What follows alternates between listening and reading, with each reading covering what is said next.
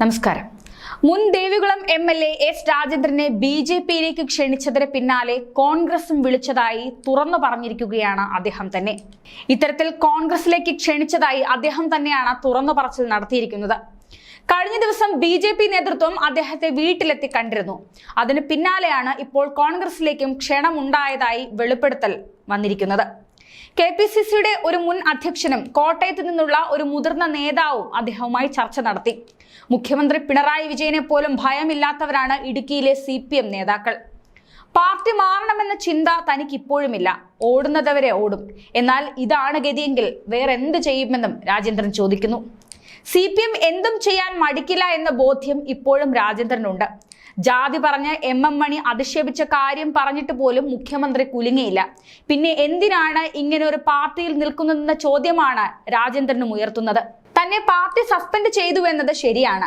Suspension തീരുമാനം party കമ്മിറ്റിയിൽ അവതരിപ്പിക്കും മുൻപ് 38 വർഷക്കാലം CPMന് വേണ്ടി പ്രവർത്തിച്ച ഒരാളാണ് ഞാൻ. 2 സർക്കാർ ജോലി വേണ്ടെന്ന് വെച്ചാണ് ഞാൻ പാർട്ടിക്ക് വേണ്ടി പ്രവർത്തിച്ചത്. പ്രത്യയശാസ്ത്രം മനസ്സിലാക്കിയല്ല ഞാൻ CPMൽ ചേരുന്നത്. എത്ര പ്രയാസമുള്ള മേഖലകളിലാണ് ഞാൻ പ്രവർത്തിച്ചത്. 4 തിരഞ്ഞെടുപ്പിൽ പാർട്ടി അവസരം തന്നു. 4ലും ഞാൻ വിജയിച്ചു. അവസരം കിട്ടിയാലും എല്ലാവരും ജയിക്കാറില്ല.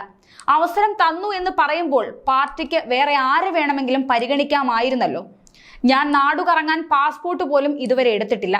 മണ്ഡലത്തിലും തിരുവനന്തപുരത്തും ഒതുങ്ങി നിന്നേ ഞാൻ പ്രവർത്തിച്ചിട്ടുള്ളൂ. കഴിഞ്ഞ നിയമസഭാ തിരഞ്ഞെടുപ്പിന് ശേഷം രാജേന്ദ്രൻ പുറംതിരിഞ്ഞാലും രാജ ജയിച്ചു വന്നൊരു വാർത്ത മാധ്യമങ്ങളിൽ വന്നു.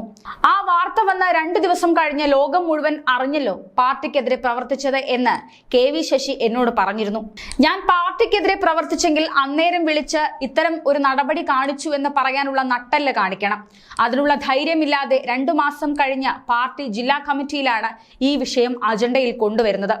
വിശ്വാസം നഷ്ടപ്പെട്ട സാഹചര്യത്തിൽ പാർട്ടി മെമ്പർഷിപ്പ് രാജിവെക്കാമെന്ന് ഞാനാണ് പറഞ്ഞത്. അപ്പോഴും 3 തവണ MLA ആക്കി, 1 തവണ ജില്ലാ പഞ്ചായത്തിലേക്ക് വിട്ടു എന്നൊക്കെയാണ് പറഞ്ഞത്. ഞാൻ ആവശ്യപ്പെട്ടിട്ടല്ല എനിക്ക് സീറ്റ് തന്നത്. ലോക്സഭാ തിരഞ്ഞെടുപ്പ് കൺവെൻഷൻ കഴിഞ്ഞാണ് മുഖ്യമന്ത്രിയെ കാണുന്നത്. തിരുവനന്തപുരത്ത് വെച്ചായിരുന്നു ആ കൂടിക്കാഴ്ച നടന്നത്. മെമ്പർഷിപ്പ് എടുക്കണമെന്നും പ്രവർത്തിക്കണമെന്നൊക്കെ അദ്ദേഹം പറഞ്ഞു. ജാതി പറഞ്ഞ് എന്നെ അധിക്ഷേപിച്ച് MM മണിയെ പറ്റി അദ്ദേഹത്തോട് പറഞ്ഞു. പാർട്ടിക്കുള്ളിൽ വരെ ജാതി കുത്തിവച്ചിരിക്കുകയാണ്. തിരഞ്ഞെടുപ്പ് സമയത്ത് വികാരപരമായി പ്രശ്നമുണ്ടാക്കാൻ തയ്യാറല്ലെന്ന് ഞാൻ അദ്ദേഹത്തോട് പറഞ്ഞിരുന്നു. തിരഞ്ഞെടുപ്പിൽ വോട്ട് ചോദിച്ചുള്ള പ്രവർത്തനവുമായി മുന്നോട്ട് പോകാമെന്ന് ഞാൻ പറഞ്ഞിരുന്നു. മുകളിൽ നിന്ന് നേതാക്കൾ പറഞ്ഞാലും താഴെ വരുമ്പോൾ എല്ലാം താമസമാണ്. രാഷ്ട്രീയ ഭാവിയൊക്കെ നിശ്ചയിക്കാൻ എനിക്കറിയാം. അഹങ്കാരം കൊണ്ടല്ല, പാർട്ടി എവിടെ വരെ പോകുന്നുവെന്ന് നോക്കട്ടെ എന്നും S രാജേന്ദ്രൻ വെളിപ്പെടുത്തി.